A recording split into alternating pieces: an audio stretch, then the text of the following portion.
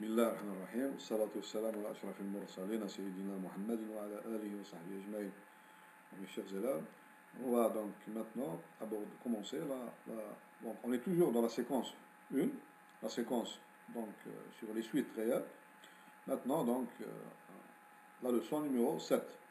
Donc cette leçon numéro 7, donc on résout des exercices concernant le raisonnement par récurrence.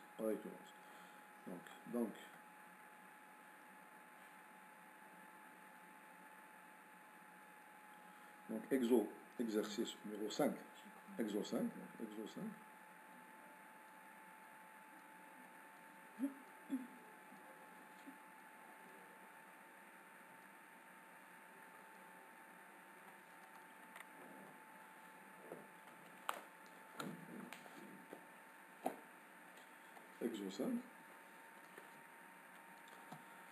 Donc dans cet exercice,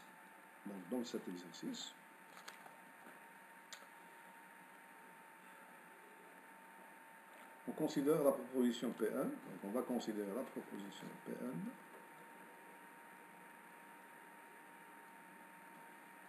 suivante. La proposition pour n supérieur ou égal à 0, donc 10 la puissance n plus 1 est un multiple de 9. Est un multiple. Voilà. Est un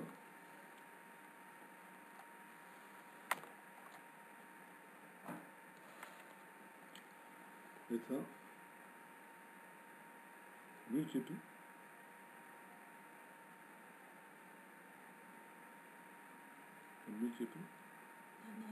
Du nombre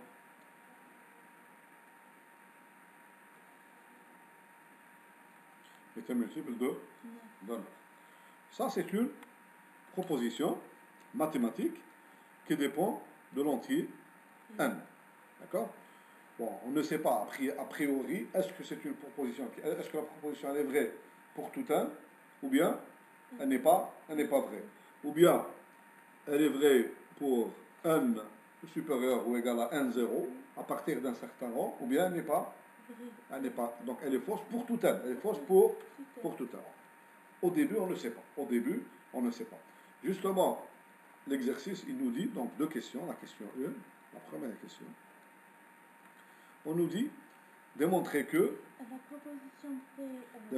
proposition Pn est héréditaire. Donc on commence par la seconde étape. Pn, voilà la seconde étape. Donc P est héréditaire.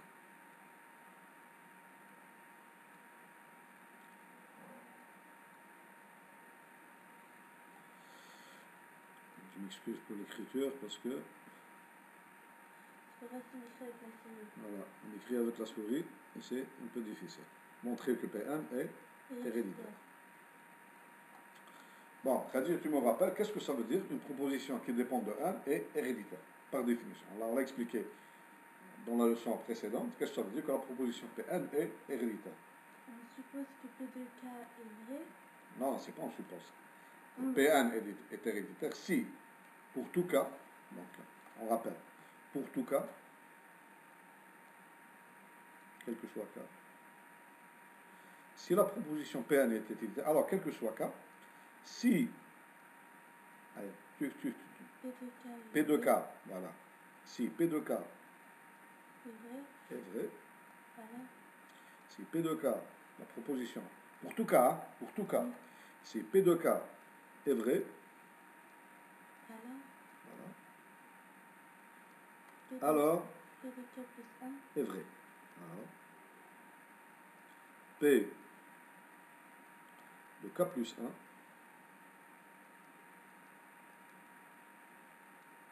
1 est aussi vrai.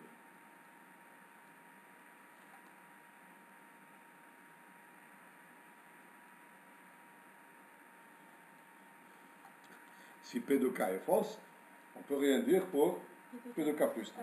D'accord? Mais ceci implique aussi que Si P de K plus 1, si la proposition P de N est héréditaire, on a aussi. Si P de K plus 1 est fausse, alors P de K est fausse aussi. Oui. Parce qu'on a, si une proposition P implique une proposition Q, alors si la première est vraie, alors la deuxième est vraie. Oui. Maintenant, si la deuxième est fausse, alors la première aussi est. Et fausse. Si on a P implique Q, alors non Q implique non P. Non Q implique Et par exemple, si on a P de K plus 1 est fausse. fausse, est-ce que ça applique P de K est fausse. Ok. Si tu as P de K est vrai, implique P de K plus 1 est vrai. Si tu as ça, si la proposition est héréditaire. Mais pas P de K. Et si on a P de K plus 1, par exemple, Est vrai. vrai, Oui. et est-ce qu'on va On avoir. ne peut pas dire ça. Non, non, on ne peut pas dire ça. Parce Non. que la. Non, on ne peut pas dire ça. Donc, non, non. Si la proposition P de N est héréditaire, alors si P de K est vrai, alors P de K plus 1 est vrai. Si P de K est fausse, tu ne peux rien dire pour P de K plus 1. Si elle est héréditaire, alors P de K est vrai, alors P de K plus 1 est vrai. Si P de K est fausse, P de K plus 1 peut être vrai. Peut être vrai. Maintenant, si P de N est héréditaire, je répète, alors si P de K plus 1 est fausse, alors P de K est fausse aussi. Voilà. Donc, ce sont les conclusions qu'on peut tirer lorsque P de N est héréditaire. Ce sont des questions tirées de la logique. C'est la théorie de la logique, donc ce sont des choses de logique.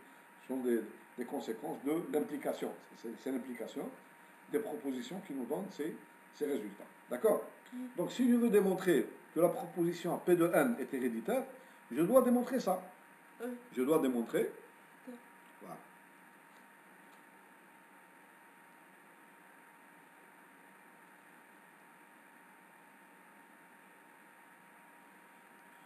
Je dois démontrer cette proposition. D'accord? Donc, qu'est-ce que je prends comme hypothèse, Khadij, pour démontrer ça? Quelle hypothèse? Oui. Qu'on a hypothèse en mathématiques? Ici.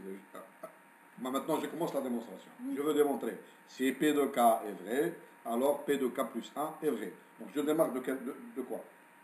Je suppose quoi? Que P de K est vrai. Voilà, très bien. Donc, je vais supposer que P de K est Vrai. Je le suppose comme hypothèse. Voilà, et je démontre que P de K plus 1 est aussi vrai. Donc, je vais l'écrire ici. Voilà, c'est comme ça raisonner. Donc, je suppose, mon hypothèse, je vais prendre mon hypothèse. C'est ça en mathématiques, comment on le dit? Hypothèse. Je suppose que, ça c'est une hypothèse, je ne vais pas la démontrer. Je suppose que pour K quelconque, je vais prendre K quelconque. Je ne vais pas lui donner un nombre ou quelque chose. Oui. Je suppose que P de K est. Parce qu'hypothèse, par exemple, en science, ça ne veut pas dire la même chose. Non, en mathématiques, non. C'est une hypothèse, c'est quelque chose qu'on prend et qu'on ne démontre pas. Oui. On l'utilise. Dans la démonstration, il y a l'hypothèse, il y a un théorème. Qu'est-ce qu'il y a dans un théorème? Il y a l'hypothèse ou bien les données. Oui. Comme donnée. Je vais prendre ça comme une donnée. Oui. Je l'ai. Je ne le démontre pas. Je l'ai, je l'utilise. Oui. Et la conclusion, c'est à démontrer. La conclusion, c'est tu as soit une implication, soit une équivalence. Donc, cette hypothèse, elle va me donner, ou bien elle est équivalente à quelque chose d'autre. Donc, je démontre. Donc, je vais prendre P de K et ça, je vais le prendre comme hypothèse. Donc, et la conclusion, je dis conclusion.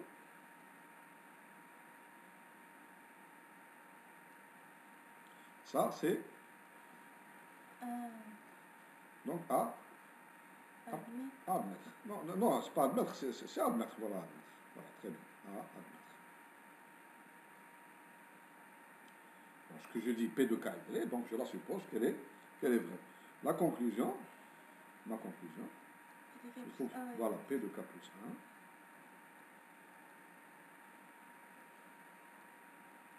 P de K plus 1 est vrai.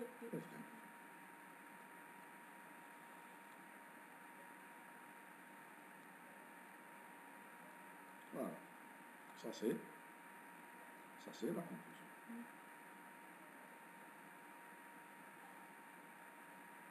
D'accord? Bon, commençons. Donc, commençons. traduire d'abord la Traduire. Qu'est-ce que ça veut dire P de K est vrai? Donc, qu'est-ce que ça veut dire? Donc, je vais commencer par qu'est-ce que ça veut dire P de K est vrai.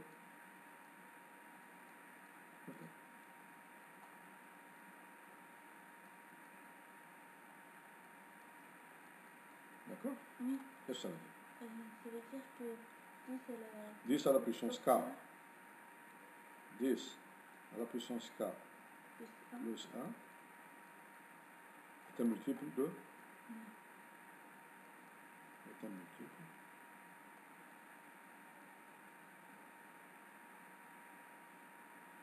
est un multiple de 9. On va essayer de faire le reste. Alors maintenant, qu'est-ce que ça par définition? Qu'est-ce que ça veut dire? Quel nombre est un multiple d'un autre? Ça veut dire qu'il existe. Qu'il existe. Voilà, voilà. Ça veut dire que ceci est par définition. C'est quoi? Par définition, je vais écrire par définition. Lorsque je mets ce symbole-là, ça veut dire que je vais écrire la définition. Qu'est-ce que ça veut dire? 10 puissance K plus 1 est un multiple de 9. Il existe, ça veut dire qu'il existe, je peux trouver au moins 1 dans un nombre. Il existe. En d'autres termes, 10 puissance K plus 1 est un multiple de 9. Ça veut dire que 10 puissance K plus 1 est divisible par 9. Sans reste. Sans reste. Lorsque je fais la division du nombre 10 puissance K plus 1 par 9, je vais trouver un nombre entier. Le résultat, ce sera un nombre entier, c'est-à-dire ou bien un nombre relatif. On dit un nombre qui appartient à Z. Et le reste sera 0. Le reste sera 0. Sinon il n'est pas divisible par 9. Ou bien 10 puissance K plus 1 n'est pas un multiple de 9. Il existe donc un nombre que je vais noter, R, qui appartient. Bon, si tu veux bien, on va. Parce que le R, donc je vais dire un autre nombre. Il existe. Comment? Non. Il existe. Bon, je vais dire P. Non? Bien Q. Quotient. Q. Appartenant à Z. Comment? Ah non. Il existe Q, un nombre entier, un nombre relatif qui appartient à Z, tel que, qu'est-ce qu'il vérifie ce Q? Tel que 10 à la puissance K, c'est pas 10 à la puissance K, plus 1 est égal à 9 fois Q. D'accord? Ça, c'est la définition que le fait que, c'est-à-dire, lorsque je divise le tout par 9, qu'est-ce que j'obtiens ici? Q. J'obtiens un entier relatif. Un entier, bon, d'après cette égalité, si je divise 10 à la puissance K plus 1 par 9, je divise les deux termes par 9, je vais trouver un nombre relatif qui appartient à Z. Il est entier. Il n'y a pas de reste. Bon, ça c'est, on l'a par hypothèse. On l'a. Le Q là, il existe. Oui. Il existe, d'accord? Donc je le trace.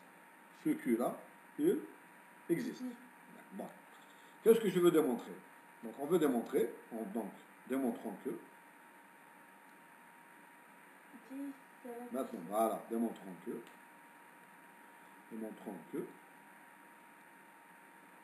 je vais écrire cette égalité-là par 1. Démontrons que 1 implique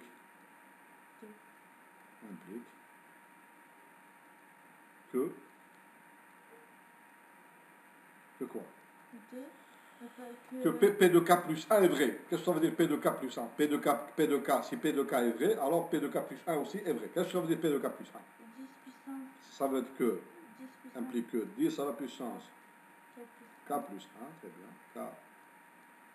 Est-ce que je choisis K ici? Dans mon raisonnement, est-ce que je choisis K? Donc K il est quelconque. K il est quelconque. Donc le raisonnement pour faire l'hérédité, donc le raisonnement ici il est pour K quelconque. Je le prends quelconque. 10 à la puissance K plus 1 et K plus 1, pardon. C'est 10 à la puissance K plus 1 plus 1. plus 1. C'est là. Je remplace ici n, pardon, je remplace ici n par K plus 1. Oui. 10 à la puissance K plus 1 plus 1. Je termine la phrase et C'est un multiple de 9. voilà, est un multiple. C'est-à-dire Est un multiple. Je vais écrire. J'arrive. Est un multiple de 9. C'est-à-dire C'est-à-dire. Ça, il faut s'habituer à ça. Lorsque j'écris CAD, ça veut dire c'est-à-dire. Oui. C'est-à-dire, montrant. C'est ça la rédaction. Lorsqu'on veut rédiger un texte en mathématiques, il faut le faire comme ça, montrant qu'il existe, par définition, qu'il existe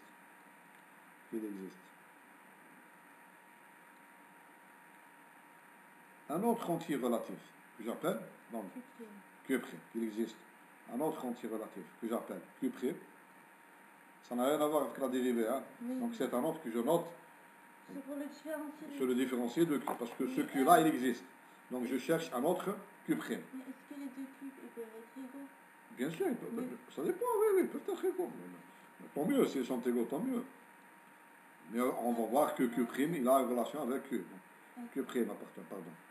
Il appartient à Z.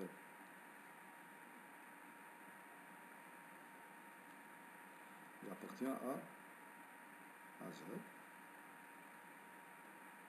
Tel que, qu'est-ce qu'il doit vérifier Q'? Tel que, comme tout à l'heure, tel que 10 à la puissance K plus 1 plus 1, très bien, est égal à quoi?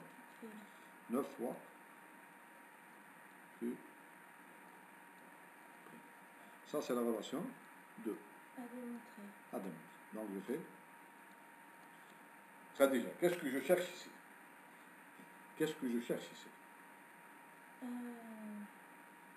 Quel est mon inconnu? Quel est l'inconnu que je cherche ici? Qu'est-ce que j'ai comme données? On cherche à montrer que Q est un Non. Je cherche d'abord.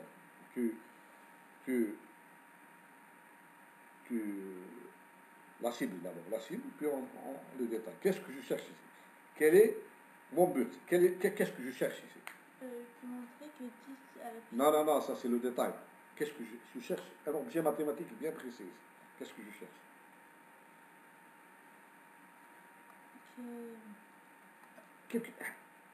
Un objet mathématique. Une seule chose. Qu'est-ce que je cherche? C'est écrit. Montrant qu'il existe. Oui, je cherche. Q'. C'est pas que tu l'as. Oui, Que tu l'as. Oui. Je cherche. Q'. Je cherche Q'. Oui. Il faut tout d'abord, dans un problème mathématique, il faut d'abord connaître la cible. Après, ce sont les détails. Donc là, mon problème, c'est trouver Q'. Oui. Qu'est-ce que j'ai comme données? Il est connu, je ne le cherche pas. C'est quoi? C'est écrit tout. La cible que j'ai déjà. Il existe Q. Oui. J'ai Q qui vérifie sa relation, et je cherche Q' qui vérifie.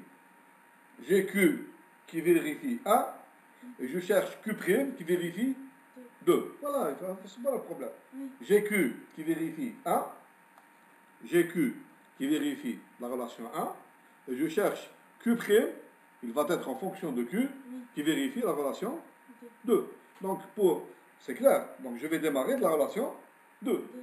Je vais démarrer de la relation 2. Donc, je vais démarrer de là, parce que je cherche Q', solution de l'équation 2, en utilisant la relation 1. C'est clair. Le problème, il est bien cerné ici. Donc, je cherche un entier que j'ai appelé Q', un entier relatif, tel que ce Q', il vérifie la relation 2 en utilisant la relation 1. Très bien. Donc, je vais effacer. Donc, je ne sais pas ce que je vais faire exactement.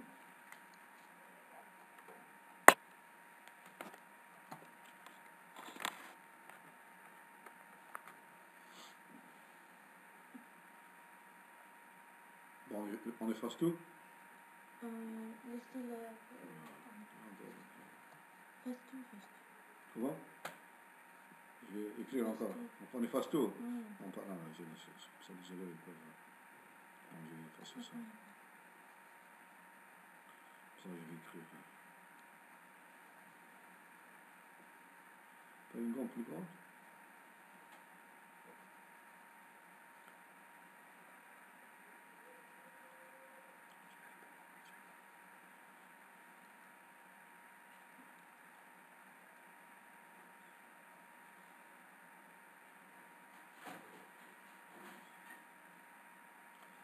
Donc je vais effacer.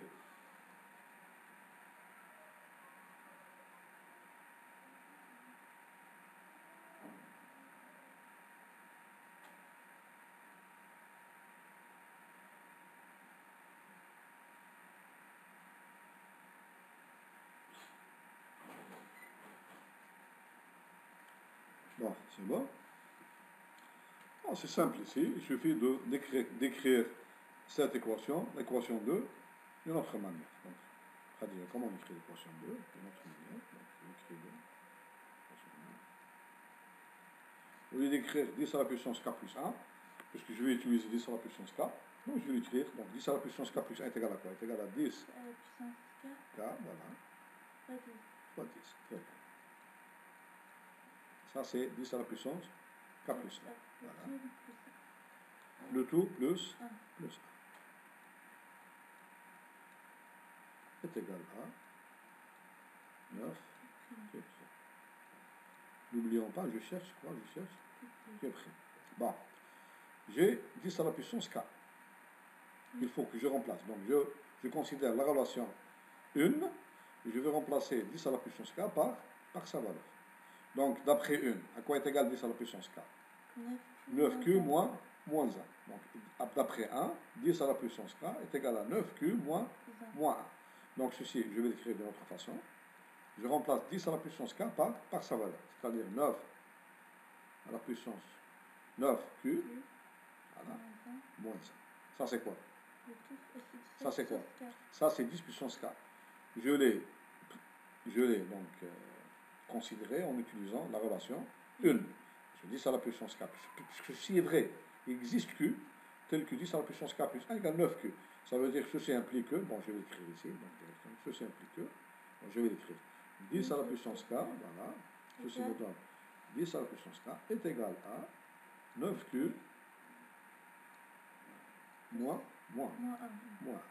Donc 10 à la puissance k, voilà, c'est cette relation-là. Donc je vais l'écrire en rouge.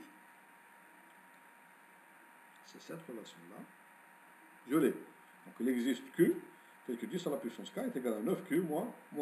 Donc je la remplace dans l'expression de 10 à la puissance k. Donc 10 par la puissance k est égal à 9Q moins 1. Donc maintenant le tout multiplié par 10. Voilà. Moins 10. Et le tout plus 1 est égal à 9 Q. D'accord? Oui. Bon, je fais le calcul. Donc j'ai ce que j'ai. J'ai 9Q, je laisse comme ça. Je fais 9 multiplié par 10. Donc j'ai fait 9. Parce que j'ai besoin. Bien, j'écris 9Q. 9 multiplié par 10Q. Je laisse comme ça. C'est mieux. 10. C'est ça. 9Q multiplié par 10. Moins 10 plus 1. C'est quoi? Moins 10 et j'ai plus 1. C'est moins 9. Moins 10 plus 1, c'est moins 9. Est égal à 9 Q'. Est égal à 9 Q'. D'accord? Maintenant, je mets 9 en facteur. Donc, je mets le 9. Donc, qu'est-ce que je veux, moi? Avoir seulement Q', seulement. D'accord? 9 en facteur. Donc, ceci équivalent. Voilà. Voilà. Donc, je veux un multiple de... Qu'est-ce que j'obtiens? J'obtiens. Donc, 9 facteurs. Voilà. 9 facteurs de 10Q moins 1, Voilà, 10Q moins 1 est égale égal à 9 9 cube cube près. C'est-à-dire, on divise le truc par On divise le tout par 9, 9, j'obtiens ce qu'il va dire. Ça veut dire que Q près égale est égal à 10 10 Q moins 1. moins. Et ce nombre-là, il appartient à Z.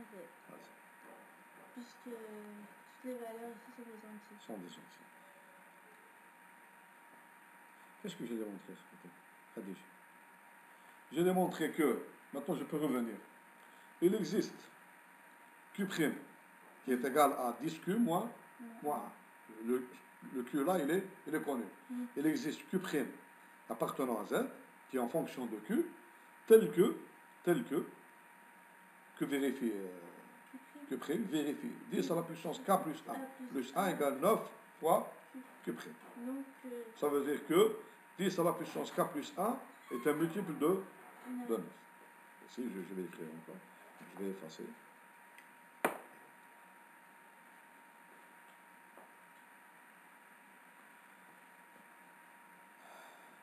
Donc, qu'est-ce qu'on peut dire de ça, Nadia? Donc, voilà.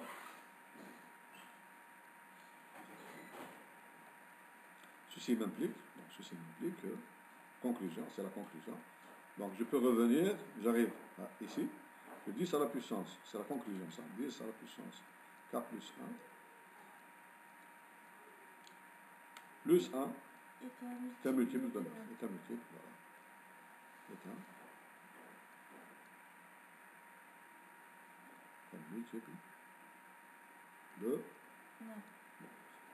L'intérêt de cet exercice, Attends, non. Donc on a fini de démontrer que la proposition d'hérédité, pour cet exemple, elle est vraie. Donc la proposition d'hérédité, elle est vraie. Bon, la question qui se pose maintenant est la suivante. La question qui se pose maintenant, la deuxième question, je vais écrire la deuxième question. J'efface tout, d'accord. On a juste Donc, démontré exo la 5, position exo 5, je vais écrire exo 5. Donc, exo 5. Toujours le même exercice. Toujours le même exercice, oui, c'est le même exercice. Donc, je On a rappelle. démontré que la position PN était héréditaire. PN, on a démontré 1. PN est héréditaire. Et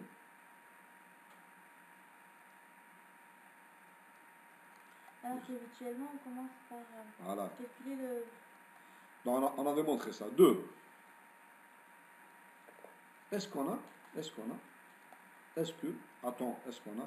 PN? Voilà, est-ce que PN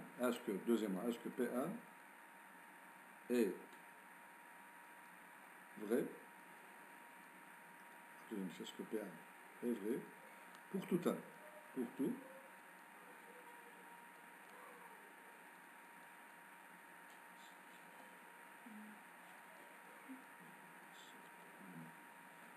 Est-ce que PN est vrai pour tout n?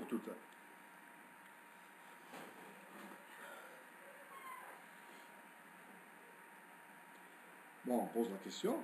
Est-ce que, donc c'est une question, c'est pas une, on ne nous dit pas de démontrer que Pn est vrai pour tout n.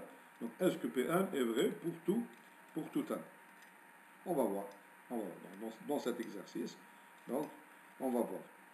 Donc, qu'est-ce qui nous manque pour affirmer que 2 est vrai?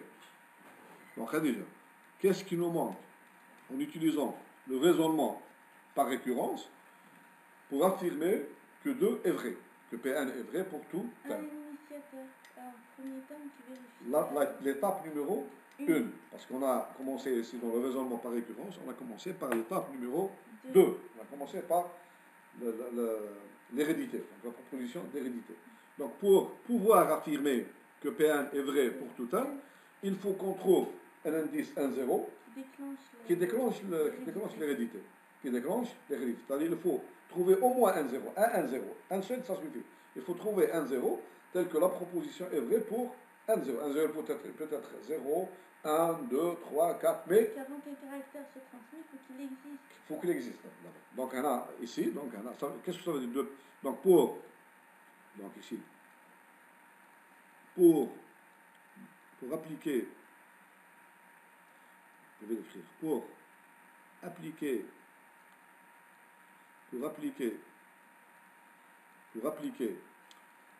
le raisonnement, donc je vais l'écrire, pour appliquer le raisonnement,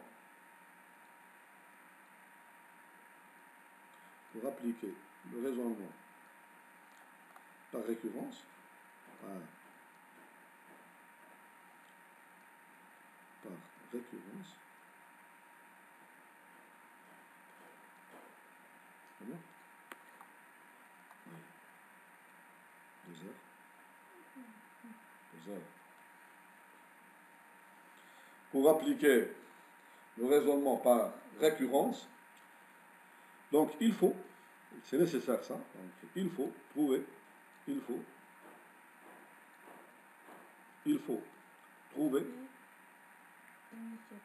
un initiateur. Une initialisation, c'est trouver, c'est-à-dire un 0, au moins 1. Un 0 peut être égal à 0, peut être égal à 1, peut être égal à 2, peut être égal à 100, peut être égal à 1000, mais il faut un début. Le raisonnement par récurrence pour le mécanisme, comme les dominos, il faut trouver le premier. Donc il faut que on a une chaîne de dominos voilà. alignés, pour tous les faire tomber, il faut en faire au moins tomber un. D'accord. Donc répète ça déjà. Plus fort. On a une chaîne de dominos alignés, pour les faire tous tomber à la suite, il faut faire au moins tomber un. Ce domino, on peut le prendre au début, tout au début, ou bien au milieu de la chaîne. Mais si ce domino tombe, il va faire tomber tous les autres. Mais si on ne peut pas faire tomber un seul domino, donc rien ne va se passer. Rien ne va se passer. C'est exactement le même raisonnement ici pour faire une démonstration par récurrence. Donc, il faut trouver donc au moins un indice 1, 0 appartenant à 1. Cet indice, on a dit, peut être 1, 0, 1, 2, 3, 100, 100 000, c'est pas grave. Mais il faut trouver au moins 1. Il faut trouver au moins 1. Tel que, il faut trouver un 0, tel que quoi? Ça déjà tel que quoi? P, la proposition P de 1, 0 soit vrai.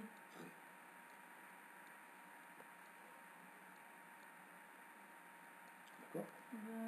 Donc d'abord, qu'est-ce que ça veut dire P de 1, 0 est vrai? Ça veut dire que 10 à la puissance, il faut trouver un 0, au moins un seul, tel que 10 à la puissance 1, 0 plus 1 est un multiple de 9. C'est un multiple de 9. Est-ce que ceci est vrai? C'est la question qu'on va se poser. Est-ce qu'il existe un indice 1, 0, petit ou grand, c'est pas grave, petit ou grand, tel que 10 à la puissance n 0 plus 1. Donc est-ce qu'il existe? Donc, je vais poser la question. Existe-t-il? C'est un problème d'arithmétique ça. Existe-t-il un indice n 0 qui appartient à n tel que 10 à la puissance n 0 plus 1 donc est un multiple, bien, est divisible, la même chose, est divisible, c'est la même chose, est divisible par 9.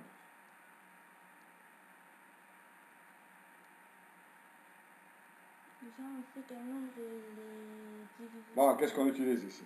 Donc, un nombre est divisible par 9, c'est la somme des chiffres qui le composent, sont soit divisibles, c'est un multiple, donc la somme, c'est un multiple de soit 9, soit des multiples de 9.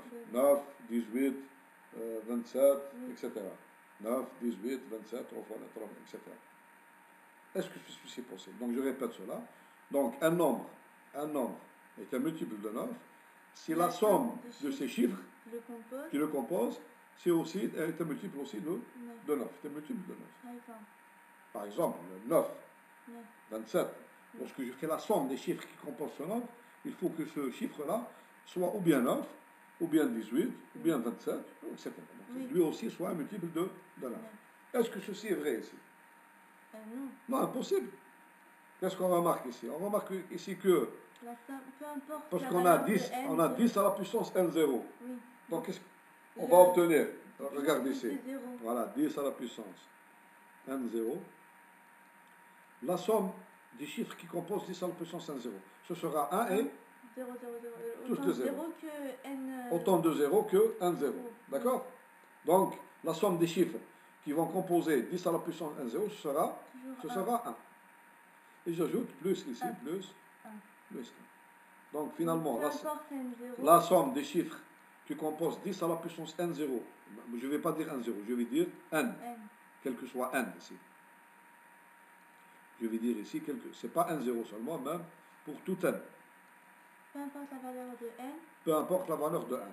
Donc, la somme des chiffres qui vont former 10 à la puissance n, d'abord 10 à la puissance n, c'est 1.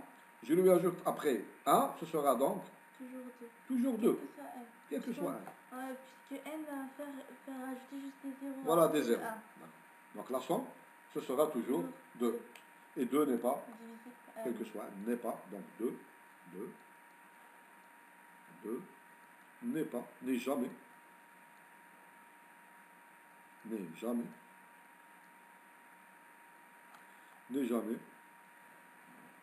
un multiple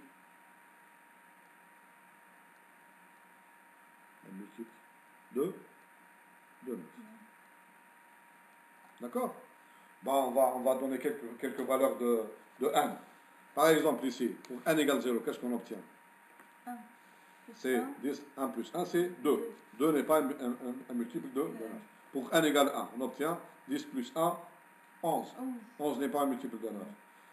n égale 2, qu'est-ce qu'on obtient? 100 plus 1, c'est 100. 101 n'est pas un multiple de 9. 1 égale 3, c'est 1001. 1001 n'est pas un multiple de 9.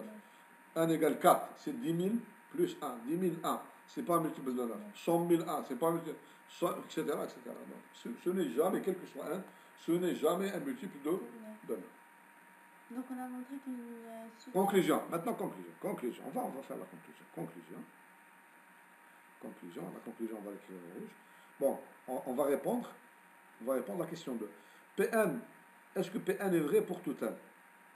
Qu'est-ce qu'on a démontré maintenant? C'est pas vrai. C'est jamais vrai. C'est-à-dire 10 à la puissance n plus 1 n'est jamais un multiple de 9. Donc on va répondre à la question.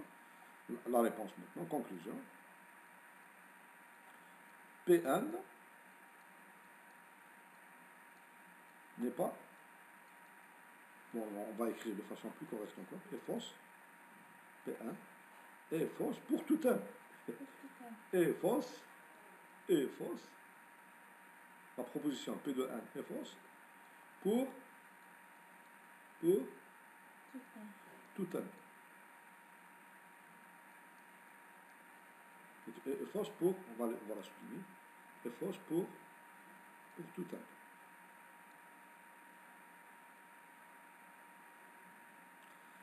Moralité de cet exercice. Donc, qu'est-ce qu'on peut tirer de cet exercice?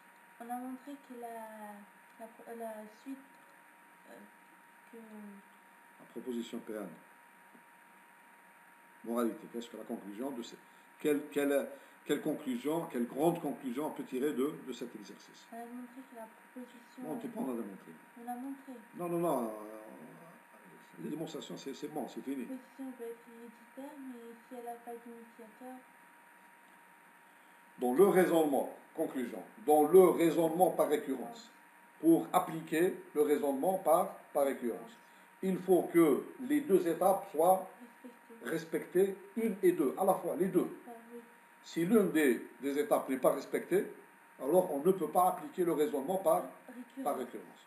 Si l'étape 1, comme dans cet exercice, parce qu'on peut penser que si P de K est vrai, alors P de K plus 1 aussi est vrai, ceci est vrai, alors c'est fini. Donc on peut appliquer. Non, c'est faux.